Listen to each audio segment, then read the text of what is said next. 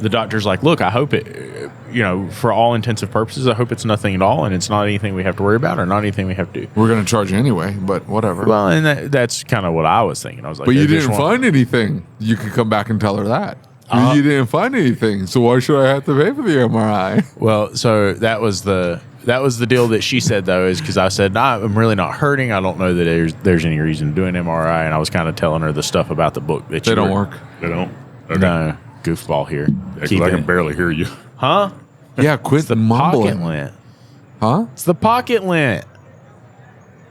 It might be the pocket link. I'll get some good screwing ones. You know what it is? It's the cables. But no, she was just saying, like, hey, I just don't want, if this is a nerve thing, I don't want it to progress and it get worse. And she's like, I just want to make sure, because you're saying your feet tingle and you like, and she did the like little test where they do the sounding thing. You know what I'm talking about? Where it's like got a tuning fork on one end and then they put the end on a toenail or a fingernail. She put some leeches on you too? She should have. That'd been cool. For some bloodletting? Get that bad blood out? Yeah. Well, so what kind of quack doctor are you going to? No, that's what they use to find out if your toes are. So I only have 2 toes I can't feel. I feel the other toes around, but I just only 2 that you can't feel. Yeah, not a big deal, right? Are you sure you can't feel them like at all? If I step on them, you're not gonna feel them? I can feel it, right? But she had to be like, "You don't feel that," and I'm like, "Let me think really hard about it. I think I feel that." And she's like, "It doesn't feel like the others." And I'm like, "No." She's like, "That's not normal." So, Brian Walker. Hey guys. Are you going to tell us the story about the Crocs? Okay, the Crocs. Yeah. So I hate these ugly things, and I love them at the same time. And up until a month ago, you would have never caught me wearing them. But, so I was a tech, 17 years. Yeah. I have been overweight my entire life, and a lot of that time severely overweight. Like I was 360 pounds as a tech standing on concrete. And I have completely screwed up my feet and my back and my knees. Yeah.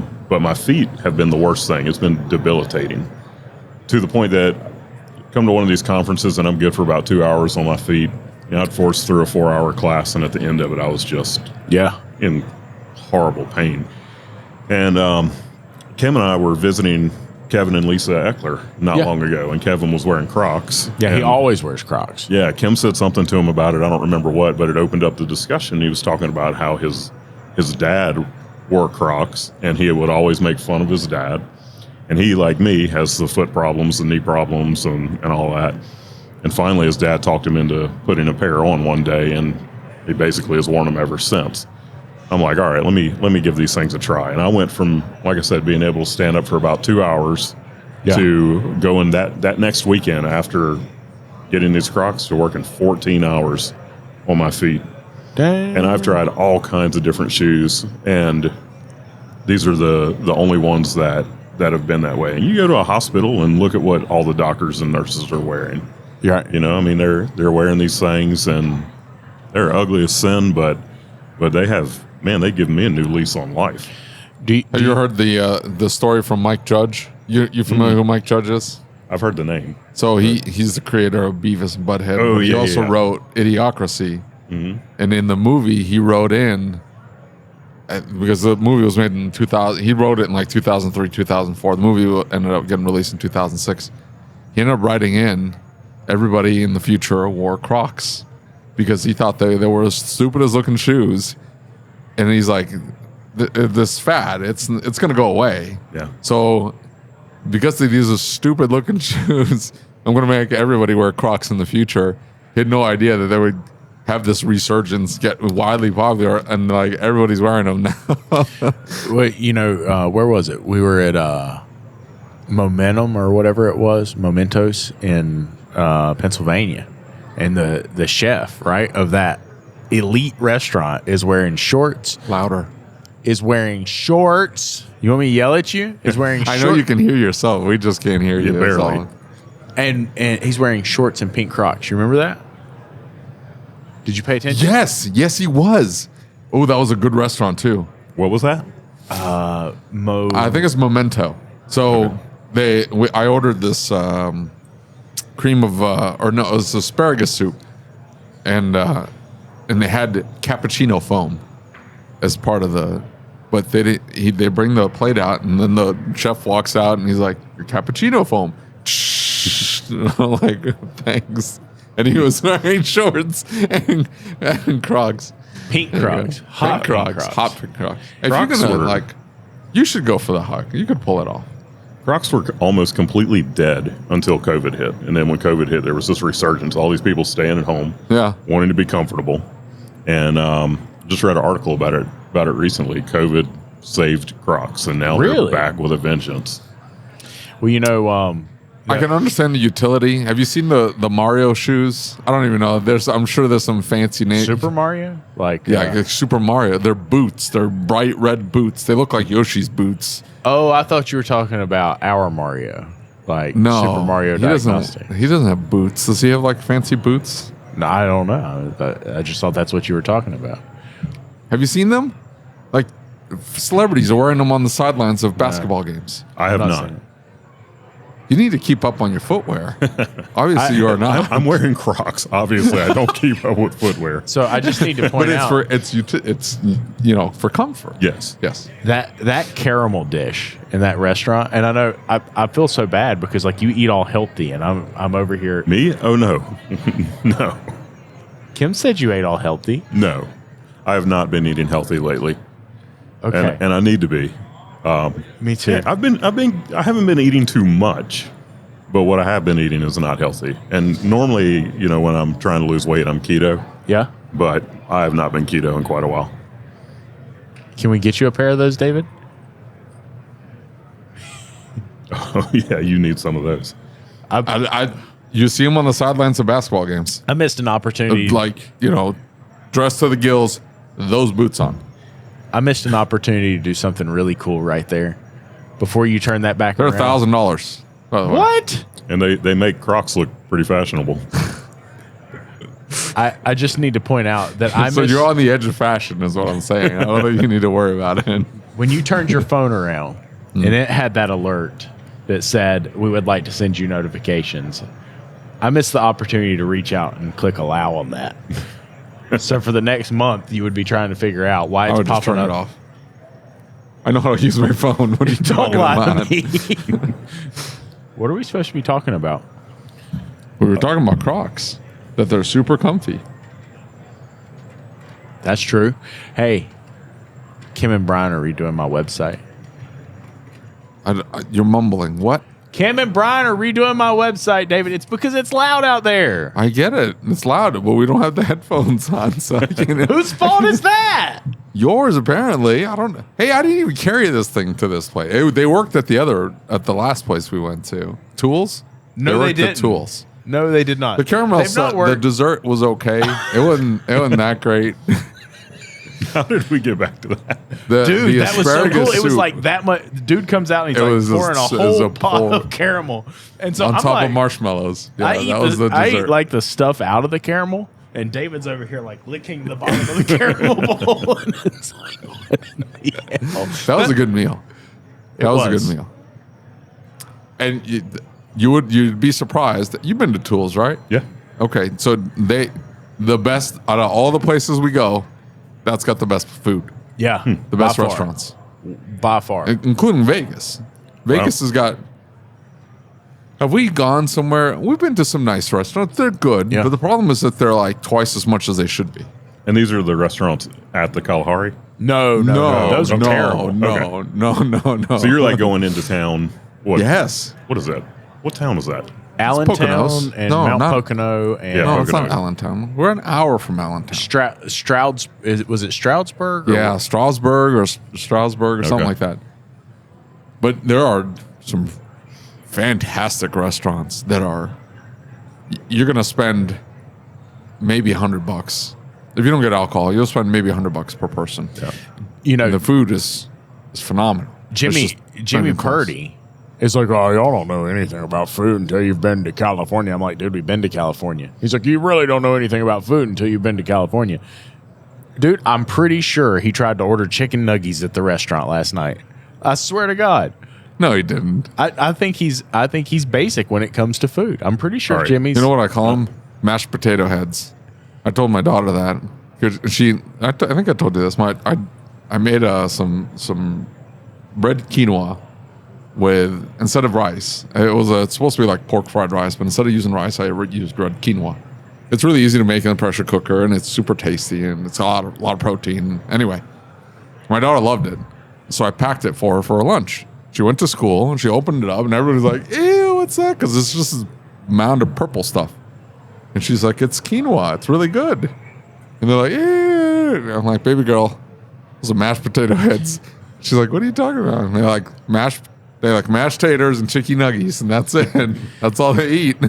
I'm pretty sure Jimmy is wearing his David Roman shirt today. Is he really? Yeah, that shirt that he posted the picture of. That's awesome. And I'm just going to say, I'm from Louisiana, and we have the best food. I don't. There is no. I love the confidence. There is no competition. Y'all do have good food. Our gas station food is better than 5-star restaurants in most states. Get out of it. Now you're just being ridiculous. No, I am not. I am not. Food. Until you go to Louisiana and you buy the gas station food. And I mean, they have like an actual kitchen there, and they're making things. I mean, nothing is healthy, okay? None of it is healthy. But like fried boudin balls and like all these, just Cajun food, and it's legit. But that's the thing, though. It's like it's deep fried, or it's got a lot of butter. I guess that's what French food is a lot of butter and cream. That's why it's so good. That's why I was 360 pounds and crushed my feet. That makes sense. I've been to Louisiana, and we hit some really good restaurants in Louisiana. Yeah. The food was legit, so I believe them. I don't know. I don't know where Jimmy Purdy's coming from. I've been to California too. I honeymooned in California, and we hit some really expensive, really nice restaurants. I just think that for value-wise, the quality of food, the eclectic menu, and the price, I've yet to find something like Pennsylvania. In that little spot in Pennsylvania. I don't know why. That little spot in Pennsylvania. Water's Edge, man. The Water's Edge is awesome. We did the chef's tasting. Oh my God, it was so good. Yeah. And the food has been on point. And we've been to so many other places. Like we eat, ham it up here, and go to nice restaurants. And the food's good. Not last night. So here's the problem with the food last night, right? So I cook at home. And like the most basic food you can make is boiling some pasta and then can of tomatoes, and that's what they did with one of our plates. Is they boiled some pasta. The pasta was well cooked, and then they took the can of tomatoes. And just dumped the can on it. Yeah. Yeah. So what you're supposed to do is crush them by hand. So you throw them in a bowl, and then whole tomatoes, because they can taste just as good as fresh. If you get some really good tomatoes. Especially if you get the ones that are certified from the area of Italy or whatever, Sicilian tomatoes. You throw them in the bowl, and then you crush them up. And it keeps the seed from breaking up. And if the seed doesn't break up, it doesn't turn bitter. It stays sweet. Nice, sweet tomatoes. And so you crush them by hand, and then you put them on the pasta, or you at least toss them with the... No, they didn't do that. They just open that can and plop right on top. And so I'm like crushing the tomato with my fork in order to not eat a whole tomato with my pasta. And then they charge you $110 per head for that. Yeah. No meat either. Lasagna came out, and I'm like, lasagna. I love lasagna. I'm like, this is going to be awesome. And I'm taking huge chunks of lasagna, and I bite into it, and I'm like, oh. Eggplant. Oh, I still ate it. It was pretty good eggplant. But eggplant's got to be the foulest vegetable in existence. And I definitely think we need to do that again. Like, I think we're going to... Carmine's? No. So next year, the plan is to let's try to get an event together that's a little bit more structured. Not like the ASOG dinner where we have a speaker. Let's just have a get together Everybody pays their portion. And then we have a meetup. I like the meetup thing. The meetup thing is a great idea. Get all of our podcasts together. Get all of our creators together. Get all of you guys together. And we were talking to Mark yesterday, and some of the things that I think, like a lot of shop owners, they look at this and this event feels overwhelming. There are thousands and thousands and thousands and thousands of people here. Yeah. And like we go to ASTE and our other shows, and it's like we know those people, so we feel at home, right? But you come to an event this big, it can be overwhelming, and they don't know where to go, and they don't know who there is that they know here, and there's no like real centralization of our group here, right? Yeah. And so I think we should fix that. I think that next year we should have some gatherings and put some stuff together and make sure that we're reaching out and inviting our people. We might try and do some scholarships for techs and some owners and other stuff and try and get people And they're going to make a concerted effort to ramp up the level of training. Not that they don't have good training here. Yeah. They've had good training, but it's very easy to look down that list of classes and go, Like, I don't have to go to Vegas because those classes, I can go somewhere else, or I can get them local or whatever, or they don't want to go to the training at all. They're going to bring in, and they've got the bandwidth, the money, the space to do something interesting here. Well, and it was funny because we were talking about it, and they have classes submitted to them, and they're like, well, but if they don't submit classes, you know what I mean? Like, what are we supposed to do? And I'm like, well, a lot of these guys don't know that they even qualify to submit classes, right? Mm-hmm. So, like, hey, message to all of our trainer friends, you've got to submit your classes. Like, you got to come in here and you got to tell them, hey, I teach classes.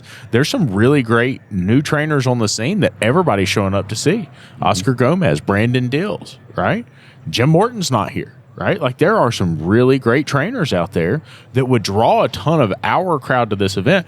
I think the reason it's important for people to be at this event is because it shows them how big their industry really is. It makes them see they're part of something so much bigger than they could ever imagine, you know? Yeah, this is on a completely different level. And, we have like the ASTE and the Vision, which I love because it's exactly what you were saying. It is like a family reunion. Yep. We all, get together there. We know everybody that's there. But when you get to an industry or to an event like this, and you see the number of people, and even when you get outside of the world of just the repair shops and into the parts vendors and everything, and you see how massive of an industry it is, it's definitely eye-opening. Yeah, for sure. And you get to see some really cool vendors. Vendors you had no idea existed. To fix problems that you have in the shop. You don't know that somebody has a solution for it. But then you come out here, you walk the floor, you meet some interesting people. It's a good event. It'd be great if more shop owners and technicians. Yeah. It'd be great if you had a little mini ASTE here with that kind of vibe and feel. One of the things, and I know it would be so hard to do, but one of the things that would be so cool if there was like a shop owner's corner. So like somewhere in here that they would know or technicians, and that was an area that they could all meet up and they know that their people congregated there. Whether or not they would actually use it, I don't know. But, if there was a spot that they all, I'm going to tell them to come to your hotel room, David. Hey, so I get up this morning. Yeah. And I'm leaving the room and I smell sewage. I'm like, that's an off smell, and I'm looking around, and there's a bathroom in the front room, and then the bathroom next to it. So I open the door into the front room bathroom. I'm smelling nothing. I'm like, all right, well, whatever. Leave the room. I come back, and I usually make a cup of coffee in the morning. I go to make a cup of coffee, or I go over to the sink. I didn't make the cup of coffee. I look down. The sink is filled up with some sludge has backed itself up into the front room sink, and it's just sitting there, just kind of like, okay. Are you in floor 18? It's probably whatever was in my shower. It was whatever was above me, yeah. Whatever they flushed down, decided to come down, and whatever was been living and growing in the pipes had all come up, and now it's just the whole front room smells like straight sewage. So I showered and everything, it came back out, and it had drained down, and I'm like, I'd turn the water on because whatever. Just to kind of clean off some of the slime that had been left behind. And it backed all the way back up. Look, I do not want to sound like I'm not grateful to have a hotel room, right? I am extremely grateful for the hotel room. Yeah. I do not want to have to pay for this myself. And so I am extremely grateful for the hotel room, but I don't know if it's all Caesars or if it's just the link. Oh my God. You think if you stayed at the actual Caesars, it'd be like that? I have no idea. So when I got there, everybody, like the whole hotel staff, was as rude gets. I mean, they were downright mean. And I walked up to the dude, and he's like, "If you want to check in, you need to get to the back of the fucking line." And I'm like, "It's a security guard." And I'm like, "Dude, if you're gonna act like that, I'll just go get a hotel somewhere else." And he's like, "Well, that's your fucking problem." Wow. And I'm like, "Okay." So I'm like, I walk up to the end, and they're saying, F-bombed you? Did he really F-bomb you? yeah. Did he really? He was a white-haired black man, rude as anybody that I have. That's awesome. And so I walk outside. I'm mad. I'm like red in the face, and I'm ready to just like lose it. It's been a stressful day. He was angry texting me too. He's like, Yeah. F this place, F this hotel. Look at this line. And dude, so like I go back out to the car. I'm mad. It's been stressful anyway because traffic's crazy because of the F1 race. And so I decide I'm going to go back in. I go to the back of the line. The other security guard's there. And he said, I just want you to be ready for the long haul. He's like, it's half the kiosk are down. It's taken 5 and 6 hours to get everybody through the line. And so I stand there. I walk back out again. I'm like, I'm going to get out of the line. I'm going to go see if I can find another hotel or something else. And so I walk out. And as I'm walking out, this lady at the front counter sees me. And she can tell like I'm mad. And she pulls me over and she's like, "Hey, do you have a code? And I'll just see if we can check you in real quick." So she pulls me over to the express check-in line. She like gets me through. It only takes like an hour and 30 minutes to get through the line, right? And so I go to my hotel room, and I like everybody in this hotel has been like super short and super like meh, like they don't even want you there. And so, like, I get in the elevator, and the glass is broken in the back of the elevator. I posted a picture of it, and we go up, and I'm putting my stuff in the room, and I just said, all right, I'm going to take a shower. And the shower instantly fills up with water, and it's stopped up. And I'm like, it's beat all to pieces. The room's rough, and it's clean, absolutely clean. I will give them that. I care way more about that than anything else. And so yesterday, the first nice person at this hotel that I've met the entire time, right? First nice person besides the lady that checked me in is the valet. And he's getting everybody taxis. And I'm talking to him about it because it's taking the taxi a while to get there. And he's like, man, they never staffed back up. He's like, after COVID, they never brought anybody back. And he said, so the thing is he's like, it's lunchtime right now, right? Or it was like 9 a.m. I was like, yeah. He's like, come back at midnight and see who's on the front counter. I'm like, what do you mean? He's like, it'll be the same people on the front counter. He's like, we don't have enough staff. And he said they'd rather pay the overtime and they'd rather work everybody half to death. He said, we're all exhausted. That is nuts. And he said, so everybody's just upset and frustrated. And he said, we've had 70% turnover of employees in this hotel in the time that I've been here. He's like, every week it's a constant turn. He's like, there's new people every single week that you're meeting. He's like, it's the culture in this business. I said, that's pretty crazy. Man, I've had nothing but a great experience. I'm at the Orange Man Bad Hotel. Where's that at? The Trump. Oh, yeah, Orange Man Bad Hotel. Orange Man Bad. Yeah. And it has, every person I've run into has been amazing. The room is great. It has been a great experience. And it was pretty inexpensive. Less than $200 a night. Dang. See? Yeah. And we have aside to politics, Lucas. We have very nice rooms. Right? Yeah. You know what the problem is? Lucas talks to people. Because I haven't had any bad experiences at the link other than the sewage smell because I don't talk to anybody. I walked up to the kiosk. I got my room key. I went into my room and talked to a soul. Now, I think that's how normal people act, not Lucas. He's standing over here at this like drink thing over here, right? This little cafe thing. And he's standing in line, 20 people behind him, 20 people in front of him. He's just looking down at his phone. And normally, I play on my phone till I get to the front of the line, ask for what I want, pay for it, and get the hell out. That's what I do. Mm-hmm. I think everybody's like that, not Lucas. I go into the bathroom, I come back out, and he's cutting up with some rando next to him on the line. He's like, blah, blah, blah. And they're like laughing. I'm like, did he make a flippin' friend? You have got to be kidding me. Who does that? It's a line. Like, he couldn't help himself. He's like, I've been staying here for too long without interacting with somebody. I got to talk to somebody. Hey, how you doing? Where are you from? And see, I'm like you. When I'm out and about and I don't talk to anyone, that's the best experience ever. Yeah, like, I don't have to talk to anybody. I hit some buttons. You're like Kim. This is awesome. I can't go anywhere with Kim. If I'm with Kim, we're going to stop every 10 feet and have a conversation with someone. We got on the elevator the other day, and this random person, and like it's true. I can't help it. It's just who I am. And so like I said, hey, how you doing? And he just goes like that. And I'm like, yeah, that's the hey.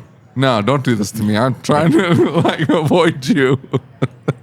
Yeah. So I think we're going to talk about SEO. Well, now he brings it up. How many minutes are we in? I don't. Tell you what, you kick the hornet's nest, I'm gonna jump out. What's that? No, he sells marketing services. He's got to defend them. Of course, he's going to defend it. This he sells the service. You said I told him that. You said it was fake and it was bullshit. I did not say that. I did not say that. I know. Okay, so so I signed up right with Shop Marketing Pros. They're also going to make my website, and you have to do the call. And they're like, "Hey, it's 3 hours," and I'm like, "It's not going to be 3 hours. They're just blocking that off." I show up for the meeting late because that's how I do. And I sit down. I had a B9 meeting anyway, so I get there, and that's too late. It was like 3 minutes. Anyway, and there's like 20 people on there, and they're like, "Why is there so many people here?" Like, I'm sure they have something better to do than to listen to me give answers to these random questions. And no, they sit there and grill you for like ever. I just want to point out that they are so tired of having meetings with me because I turn every single one of them. Yeah, we'll talk about that in a second. I can't hear you. No, I'll bring it up here in a minute. Okay. Anyway, so I tell him we get to SEO, and I bought the SEO. Okay, and Michelle, right? That's her name. Michelle. Yeah. Michelle's like, "What's your goal for the SEO?" And I go, "What? What are you asking me?" She's like, "What's your goal?" I said, "My goal is more cars. I need more cars. I have more cars up front. Everything is working great." And she's like, "Well, see what?" I'm like, "Is that not the standard answer? Who the hell is giving anything other than I need more cars? Why are you paying for the service if it doesn't have more cars coming in? Like, what's the point? Hey, I ranked number 1 on Google. Great. Do you have more cars? No. So who cares then? Who cares?" And then she's like, "Well, yeah, I mean, you're right. But, sometimes people give other answers." And I'm like, if they do, tell them they're stupid. And tell them not to give other answers other than, "We will get you more cars." Does that sound good? Yeah, great. Yep. So the reason that we asked that question, and we will get some pretty interesting answers sometimes, but we want to know, like, what is it that somebody, when they want to know how they're ranking, because this is what everybody does. They go sit at their computer and they type in some phrase, or they'll have a list of phrases usually that they're searching for.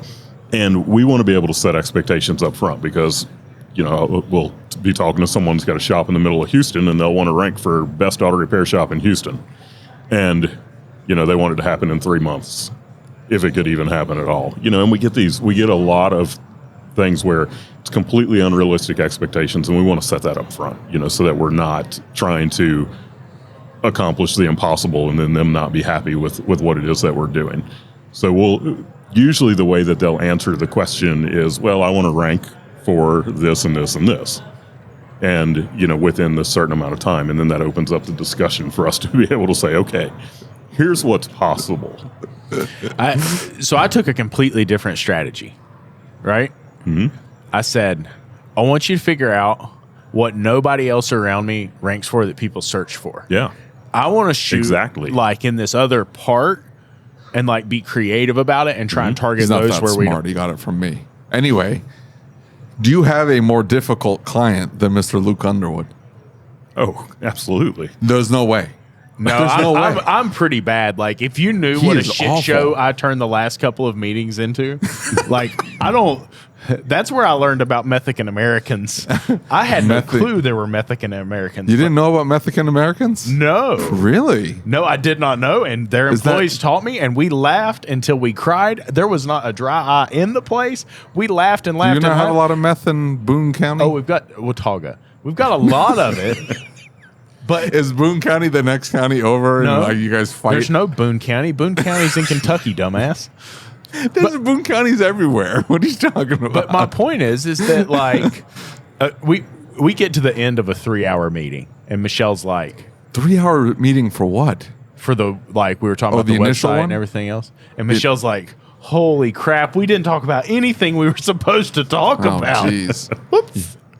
What? Why would you tell her boss that? What is wrong with you? It was my fault. It wasn't their fault. Here's what they're supposed to rein you in, keep you on task.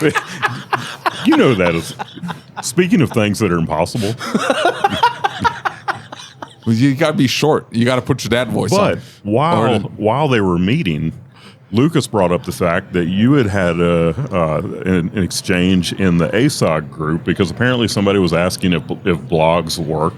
You know, like if putting blogs on a website working, you came in and said something to the effect of having keyword-rich pages on a website doesn't work. That's I said they not were the way to do it. irrelevant. Okay, They well- are irrelevant. Okay. That's what I said. So, I so did that, ask for that. That in is the what I meeting. would challenge you on. That they're irrelevant. Yes. Yeah, because what I think is going on there, and look, you're not completely wrong. Thank you. I told But- you that too. but I you're- said but I'm you're not wrong. wrong. I'm not wrong. We're That's arguing. every other word that comes out of your fucking mouth is I'm not wrong. Well, it's because I gotta So- defend myself all the time. I'm just never wrong. I just have to explain it to you so, I you think- understand that I'm not wrong. I think what's happening there, though, is that you're making a couple of assumptions, and if those assumptions are true, then okay, I can kind of give that to you. And the assumptions, and one of them, we absolutely should make it. First of all, it's the assumption that it's a brick and mortar business. We're talking about auto repair, so it's going to be an auto repair shop, brick and mortar. I mean, we could get into the whole, mobile mechanic and all that, but that's a different animal. But the other assumption is that the person is searching with a term like auto repair shop near me. And where those keyword-rich pages are going to come in is the person who is searching for the thing that not every shop does. Maybe you have the equipment to be able to work on 1234YF AC. And people have been to other shops and they're like, oh, we can't work on that. That's got the new refrigerant in it. And that's where, like what Lucas is talking about, I want the thing that people are searching for that the other people are not trying to rank for. Yeah. So you build these keyword-rich pages for things like that, and you include terms that people are going to use because they're not going to go search for 1234YF. They're going to search for new refrigerant because that's what they were told. So when I say keyword-rich phrases, I'm talking about the old school 2013 model of building websites. Oh, where you just jam-packed the page? Yeah, just stuff the pages Gotcha. with keywords over and over and over again because you knew that Google would scrape your page and then would pop you up. But in my argument, and I didn't articulate any of this or anything like that, but Google has made several updates to their algorithm that completely eliminated the necessity for that. They'll actually penalize you for keyword stuffing now. Yeah, Really? So that's what I Yeah. meant by keyword rich. But I asked in the sit down interview, the initial interview, I asked Michelle. I said, do you guys set the pages up in order to answer questions? Because that's what Google started funneling everything towards. Is you're going to ask a question and we're going to put an authoritative site to answer that question with a snippet, and then you can click on it and you can see the full page. Yeah. But if your snippet ranks, then that's the SEO portion of it. Like you're optimizing for that question. Yeah. And at that point, that makes sense. But like, as you stated, it takes a long time. You've got to make sure your site's authoritative and it's been there and it's got everything structured properly and there's And the snippets are pretty interesting because it used to be that we would wrap certain words and phrases and pieces and parts of the content in in HTML that would make snippets stand out. But now, I mean, gosh, they're just picking up on it. If somebody asks a question, and if you answer that question somewhere in that page, when they show you the search result page, that will be the small black text at the bottom. Yeah. Is where they're actually answering the question. The same thing with video now. They don't just give you a video as a result. They'll have the video start at the exact moment where you're answering the question. Sure. So it's incredibly smart. But, SEO, there's like the person was asking about, do blogs. Yeah. Like, should you have blogs on a blog on your website? Yeah. Does that really work? And that is the place where we answer all of these random questions that people are asking. That nuance is what I don't think anybody understands. It's like, well, hold on now. It's not. Is it a blog like a 2013 blog? It's not going to look like a 2013 blog. It's going to look like you're answering specific questions in order to create that snippet, in order to create authority. Yep. That's what you're going to build that blog around. It's not going to be you blogging about this, that, and the other. And it also has to look nice, has to be formatted nice. It has to, and you want to keep it up to date, and you want to be posting stuff on there. Sounds legitimate, and unlike the Changing the Industry podcast website I might mention, but it takes a long time to click around and do all the things. Nobody goes to the website. Everybody goes to Spotify. I'm sorry, I didn't mean to hurt your feelings. You did hurt my feelings, though. Nobody goes to the website. I monitored the website traffic. Nobody went to the website traffic. Nobody went to the website. Well, it's because we have a lot of people that do sign up. They go to the website to sign up for the email newsletter, and then that's it. That you've not done but yet. That I don't use. Yeah, sorry. Go ahead. We will, though. We will. You'll get lots of emails from us. You'll be unsubscribing in no time. Don't you worry. There's actually a book that I recommend all the time that's exactly to your point. And the name of the book is They Ask You Answer. And it's by Marcus Sheridan, and he owned a company called River Pools and Spas, and he built his business by doing that, just writing article after article that was answering questions.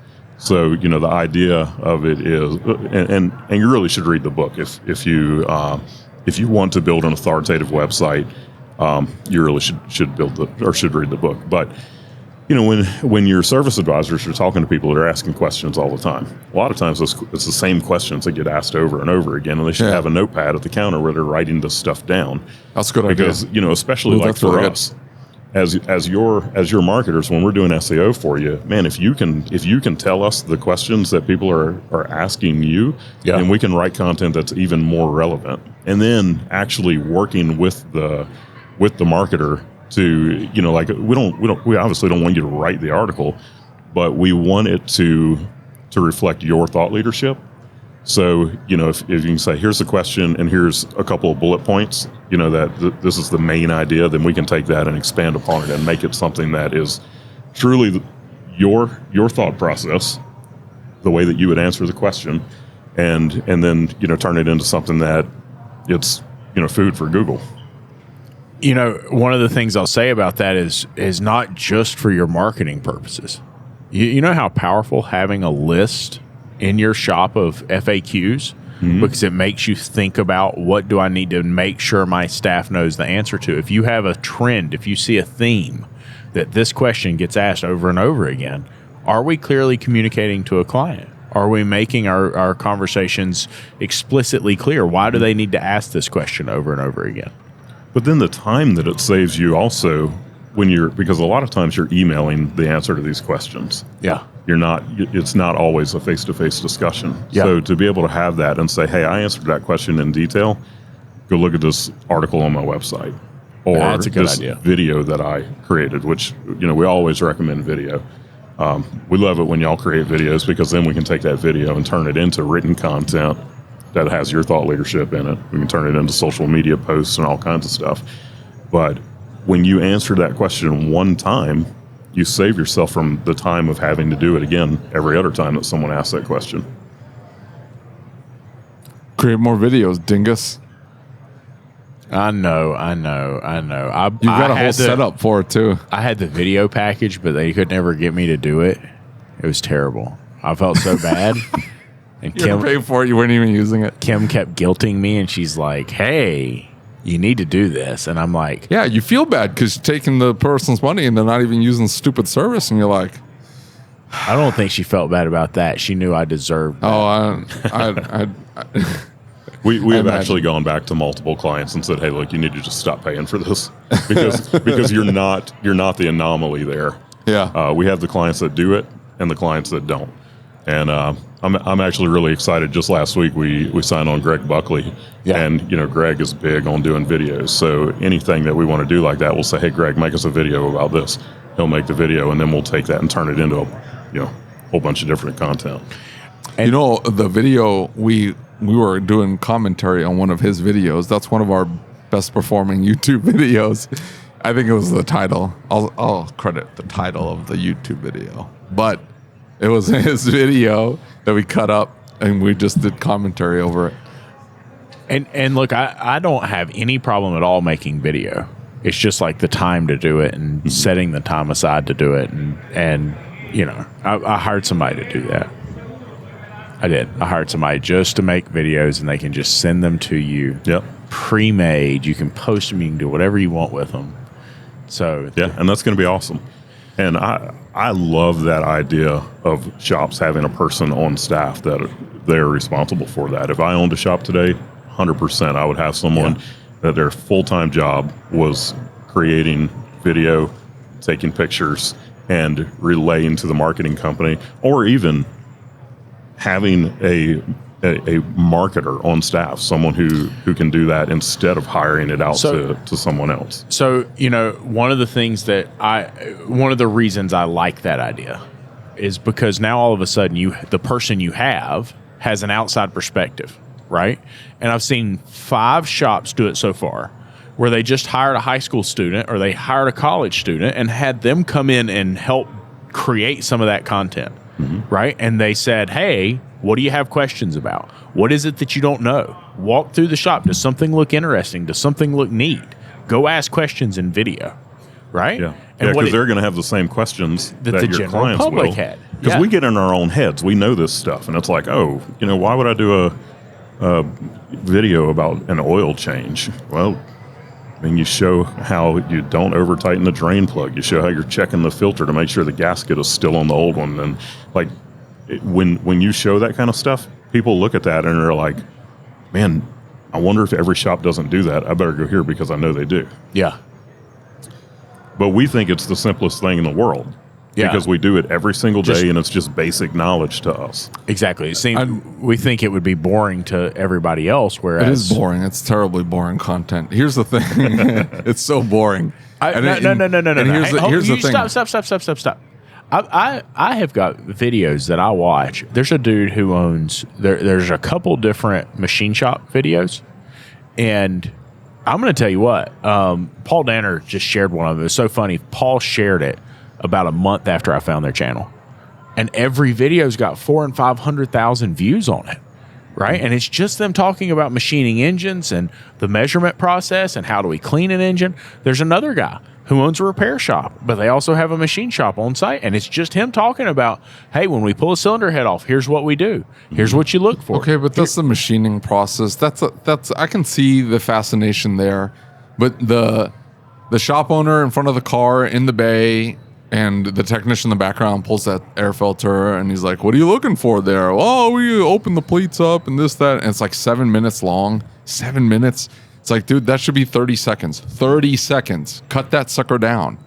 And you can tell they're trying to be overly professional, and those are awful. I can't sit through those. There's a shop that Chris Enright turned me on to.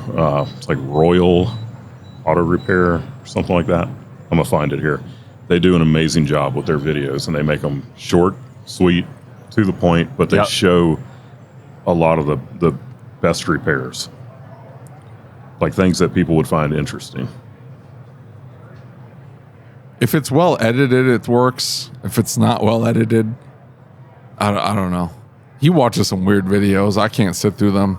He sends them to me, and I'm like, ugh, this is awful. So it's Royalty Auto Service on YouTube. And go check out some of the stuff that they do sometime. They do an amazing job with their videos. Royalty Auto Service. They do a ton of reels, but they're getting into they've been getting into some longer format stuff. from what Chris is telling me, because I didn't follow him until he Got and a lot I of did our views. class Holy at AST. moly, they got a lot of views. Yeah. I mean, people find this stuff interesting. I think most people though, when they think auto repair like videos, I think most people look at something like South Main Auto, Yes. and that they make that assumption like every shop runs like South Main Auto. Yeah. But that's an anomaly.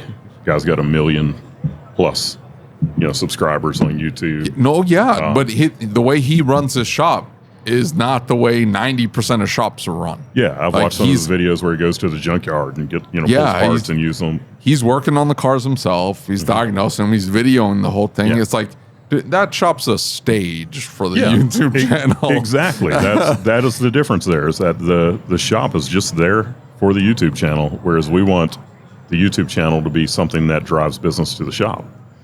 That's my question. It's a bit of a challenge. I don't know the connection. I don't know how you make the connection. 90% of people, 99% of people, they have an immediate problem. I need a oil change. I need tires. I need brakes. Something wrong with my car. Check engine lights on. I don't know how many of them are actually doing any research. So I would say that when it comes to those people who need something right now, the research side of it is irrelevant, because what you're doing when you build this channel, and that's something that people need to understand about search engine optimization, is it's not just something that's done on your website. Your social media comes into play. Every channel that you have out there comes into play, because Google knows that this YouTube channel belongs to this shop, or this Facebook page belongs to this shop. And basically what you're doing is you're creating that authority as an auto repair shop. So now when somebody is searching, then you're more likely to show up in the results. That being said, a huge part, the largest part of it is going to be the simple things like your Google business profile, and making sure that thing is set up the way that it needs to be, having a network of citations that are pointing back to it, which a citation would be all the other things like yellowpages.com, merchantcircle.com, bimmershops.org, all that kind of stuff with your name, address, phone number, and a web address listed on it. But you're building up this authoritative thing that is saying, we're an auto repair shop, we're a very high quality auto repair shop, we're putting in the work, and now display us in the search results when somebody is searching. But you've got because it's a brick and mortar store, so much of it comes down to the geographic location in relation to the person who is searching. So that's where what you were saying is very right. And even if you were saying it the way that I was taking it when you were saying it, would have been right, in that if you are the closest auto repair shop to someone who is broken down, they pull out their phone, they search for auto repair near me. Yeah. That's probably going to be the shop that's going to come up number one in the listing. But when somebody is searching for the shop that does something specific, they're a diesel repair shop and they're searching for Power Stroke, Mechanic, Atlanta, because that's the way that a lot of people do search. Well, that shop that has the website with the built-out blog and the YouTube channel and all of these things, they're going to win in that case. I'd be curious to see what the segmentation would be. How many people are actually doing that level of searching beforehand? Now, if you own a Mini Cooper and it's all decked out and you only want the Mini specialist to touch your Mini Cooper and you don't want to go to the dealer, that guy is going to search. Or the diesel guy is going to search for, best diesel shop near me, best Power Stroke shop near me. And you're going to, but then you're like in a general repair shop, I'm trying to offer as many high quality services as I can, be properly tooled for. I don't know. Like I want to do the work. I want to do the blog and the video and all that stuff, and have it set up and go, look at my SEO presence. It's fantastic. I've got all these videos and all this blog, and look at my website and all these pictures that are not stock pictures and the pictures that we took of our staff and shop and then. But I'd have to I don't know. It'd have to click in my brain where I go, in this particular scenario, this is going to work for me because I'm general repair. I'm not specializing. I don't necessarily want the mini freak because like the guy's like, oh, you're using only OE mini. Meh. It's like, dude, your OE mini junk fails at 60,000 miles. You don't want that part on there. You want us to source the part for you that's going to last a long time. So I don't necessarily want that guy, but I want the mom Subaru owner that doesn't want to go to the dealership and she types oil change near me. Like then at that point I'm at the mercy of her geographic location. Yeah. In my head, the only thing that would serve me to like really push the SEO thing is I've got 45 shops on top of me. Right, and even in that case, you know, that exact example that you gave, the oil change near me, they're usually going to show a quick loop rather than a full service auto repair shop. You know, because that's just the way that Google works, is they look at it and say, this is probably what this person is looking for. So, you know, there's so many different things that go into it. But you don't want the guy who's geeking out about the fact that he owns a Mini. But there's also a lot of people that own cars that they don't geek out about it, but they know that my car is special in a way and not everybody works on it. So if you do work on that. I've been told that no one should work on my Lexus, but a Lexus specialist, therefore. Yeah, I could see that. Yeah, so, you know, that's where you can create some good content that will allow Google to know that when somebody is searching for Lexus repair to display your shop as a result. That's fair. Are we boring you? No. This is good SEO talk. But I did. Are you looking at your website? Yeah, I am. Is it your new website? Yeah. It's pretty badass. They asked me for a website. You know, I got told February is when I'm going to get mine. How'd you get yours so fast? I don't have mine. Yeah, that's not the new website. It's just the samples. It's like the design concepts. Yeah. Yeah. Well, I don't know. Hang on. The mock-up? I'm going to read you. I'm going to read you what she wrote. Okay. So I don't screw this up. I'm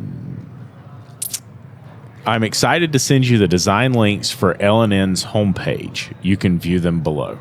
Okay.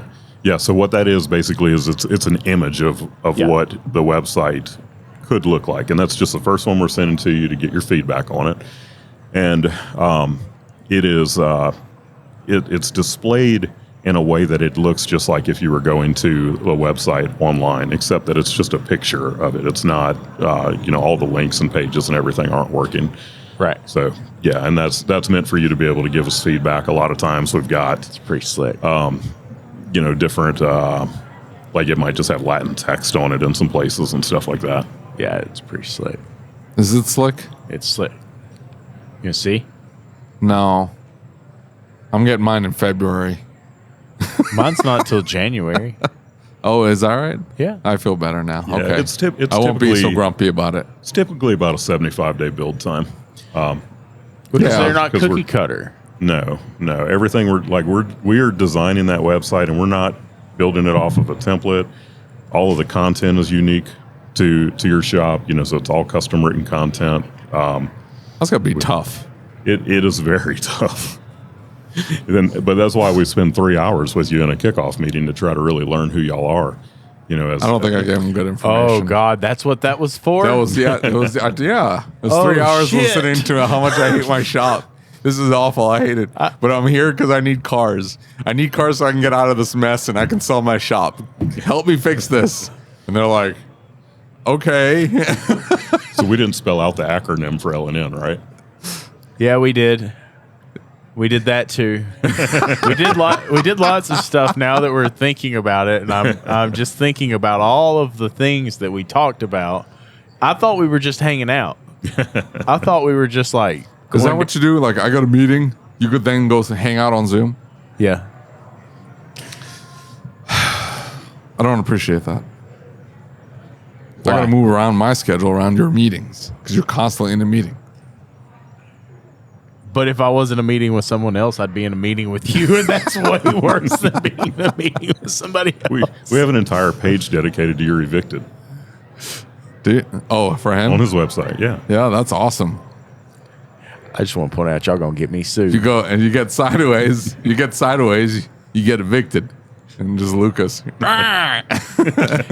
It was Brian and Kim that made me feel better because they said, honestly, that kind of is the right terminology. If you read the definition, evicted does mean. I don't know what I would have said. I mean, what? I should have said you're trespassed. I should have said you're trespassed, get out of my shop. Right? That's what I should have said. If I had any sense, that's what I would have said. Hey, I don't know why he beats himself over the eviction thing. You're being evicted, and it makes sense. It makes sense. I understood what you're trying to tell her. It's like, ma'am, if you don't leave, you're going to be trespassing in a minute. But at that point, you had the juices flowing. I mean, I thought you handled it pretty well. You didn't I still think she could take you. She probably could take me. No, that's not what you told me. And I'm like, you're like, well, at that point in time, I would have kicked her right in the front butt, and that would have been the end of that.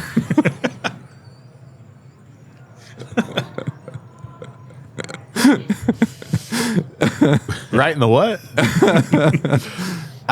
Look, at that point in time, my back was completely fried.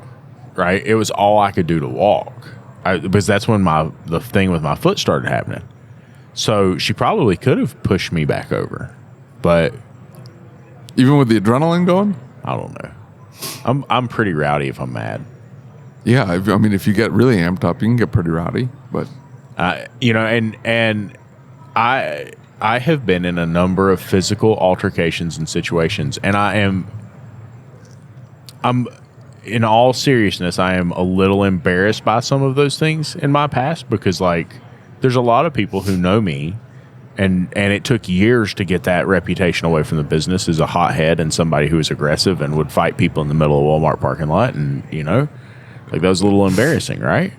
And I had that reputation, but in the same respect, I also, when a situation like that arises, I know what I'm capable of. You know what I mean?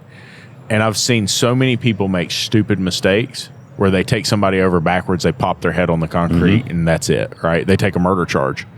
And I as a matter of fact, somebody that I went to school with, that happened to. And he just reached up and was goofing off and pushed somebody. They were in an altercation. The dude was frustrated with him, and he just reached up like that and pushed him. Well, dude fell backwards down a set of concrete stairs, cracked the back of his skull open, killed him, and took a murder charge. Yeah. Right? And so you got to think, is something I'm doing causing a potential, you know what I mean? Yeah, and you can't even think in those moments anyway. Right. So you're asking yourself to do something that's nearly impossible. But see, I haven't been in an actual fight since I was a kid.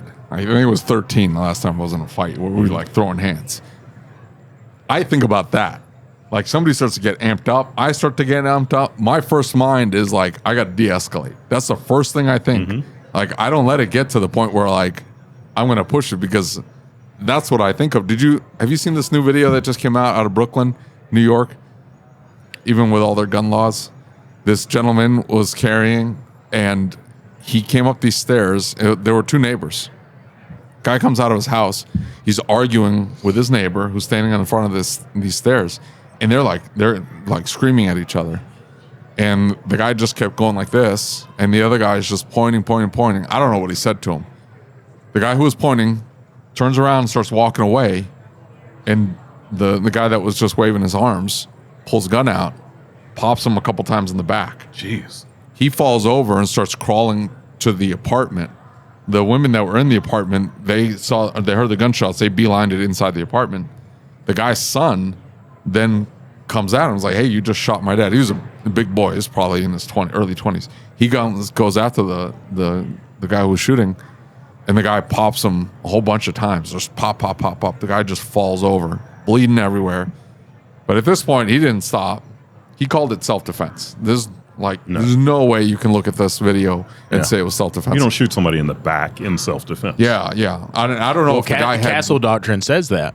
Castle Doctrine says that... They were in the hallway of an apartment complex. Well, that's what I'm saying, is that Castle Doctrine, if you're inside, indicates that it doesn't matter if you shoot him in the back if you're inside your dwelling. But and he's not supposed to be there. outside of that, and they're not supposed to be there. Outside of that, that's cold-blooded murder, right? Yeah. You'll never win that case. The only thing I think I can think of saying is that the guy said he was going to go get his gun and kill him or something like that. Yeah. You know what I'm saying? No. But that Because still wouldn't matter? The only way is if you are in direct fear for your life at this moment, and you can match threat with threat. In other words, you can match force with force.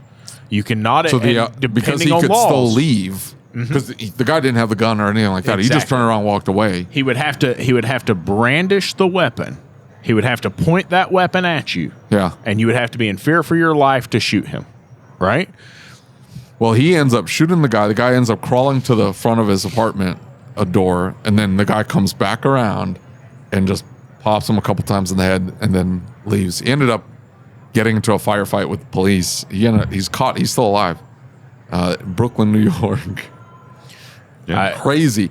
But my point is, you're just arguing with somebody and it starts to get escalated. Like, you have no idea. These people are psychos. Yep. And you think, hey, we didn't throw hands. But you turn around and start walking away and that guy just nails you in the back. I mean, even if not, right? Like, you've always got to keep an eye out for what's happening and paying attention. And if you get somebody escalated like that, you got to be really careful. And just like that girl, right? Like, when that happened, my thought was like, hey, I have to balance this. I can't like slam her into the ground and hurt her. Yeah. Because that's one thing. I've got to get her out of the shop. She was going for my employees. She wanted to get to the keys, but she was going to go through my employees to get the keys, right? And I wasn't going to let that happen. It wasn't about keeping the car from her. It was about, you're not walking behind the counter towards my employees. I'm not going to do that. But like, I also know that I can flop her on her head. I know that I can pop her in the face. I know that if that came to it, I would do that. But I know better. You know what I'm saying? Because I know what I'm capable of, and I know I can hurt her. Yeah. And you don't. Sometimes you take those actions and you don't have the intent to harm someone or hurt someone. But it's too late by the time you've done it. Yeah, it happens. And somebody's dead. The situation in my hometown, right? Young guy, and I understand why he was amped up. Somebody cut him off. He got super upset because he had a 1 month, or I think it was a 2-week-old baby in the car. Right? They just got out of the hospital. Had been to see his mom, and the guy cuts him off. He's absolutely amped up. He's fired up, and he jumps out when they stop at the next red light, and he's like mad at the guy, and he gets out and he goes to say something to him, and he like leans in the car. When he leans in the car, a guy shoots and kills him, right? And it's like, and in our town, that wasn't uncommon for things like that to happen. But people are now more on edge than they've ever been before. And so, we watch active self-protection all the time. And that's the one thing that they're always teaching is you always de-escalate, no matter what. Like, it doesn't matter. If you think you need to be a tough guy, you're going to end up getting yourself hurt. Like, you've got to de-escalate. Well, like in the case of what happened in your shop, if you had to, have a physical altercation, no matter if you were in the right or not, what would people in the community say? Yeah. At this shop, this guy beat up this girl or whatever. Yeah. And then all of a sudden, your reputation, your business, everything is destroyed. Yeah, exactly. And like, I hate it even got to what it got to, right? And that was one of the reasons that I called the sheriff's department. I told them to call is because I didn't want to try and go through that on my own and try and not have them there to at least say, hey, we see that you didn't do anything wrong, right? Yeah. It wasn't even, for me, it wasn't even necessarily I was worried about them doing something with her. I wanted them to come so they could see, like, hey, I didn't harm her. I didn't do anything. We called the sheriff's department. They reviewed the video. If they had thought we had done something wrong or had taken the wrong action, they would have said something, right? But they didn't. And the first thing they said was, dude, he walked through the door and he's like, oh, my God, that's such and such, isn't it? And I'm like, yeah, how'd you know? And he said, I've been to her house 4 times in the past. He's like, she slapped the SRO officer, spit in his face, and like got super aggressive with him, got kicked out of school, ended up, he said we got called to her grandmother's house, who she lives with, and she's like tried to beat the crap out of grandmother, got her pinned down in a corner, beating her in the head. He's like, this is the 5th time we've dealt with her this month. And so, like, that made me feel better about it, knowing that, like, hey, this person's just out of control. But and I I upset a lot of people because I said that she's suffering from a mental issue. Yeah. Well, the mental issue I was talking about was addiction, right? She's suffering from addiction. Calling problems. it the way it is, like that, upset people. Always. And somebody that's a friend of mine and that we all know, Mark Perkins, reached out and he's like, I'm really bothered by the way you handled that in that situation. Like, and I said, Mark, I said, but here's the thing is, I said, what you didn't see is this was a 2.5 hour long deal, right? This had been going on for 2.5 hours. And this was her just continually ramping it up further and further. And we had tried to work through it. Jade sat up there and did the mom voice, right? Hey, take a deep breath. Everything's okay. Calm down. And she would scream and call her a bitch and say all this stuff and like get up in her face. And so I went up, right? Like I went outside and went up to her and I said, hey, help me understand. And dude, she just instantly ramped up. So I was like, that's not helping. I'm going to go in here because I don't want to continue to ramp this up, right? And so this wasn't something that like we escalated to that when she said, I want my car. And I said, I'm not giving you the car. This was something that like she continually escalated and she would run out. She went around the shop screaming and we keep the outside doors locked. And for the most part, the garage doors stay down because it's heated and air conditioned. And she's like beating on the side of the building and beating on the garage doors and everything else. And we probably should have just called the sheriff's department sooner. But, as somebody who has been really wild and done some really stupid stuff and been aggressive with people that I shouldn't have been aggressive with and been mean to people I shouldn't have been mean to, boys, it makes me tear up a little bit. I am really thankful for the grace that was extended to me because I could have effed my life up. Yeah. Right? And so I'm really thankful for the fact that I didn't F my life up to the point that I don't have the opportunities I have now. So I'm really hesitant to call the law on somebody and say like, hey, this person's a piece of shit. Yeah. You know what I'm saying? Because I was extended grace. Yeah, but it's not passing judgment on them. It's that, hey, they're breaking the law. They're not supposed to be here. You need to get them out of here.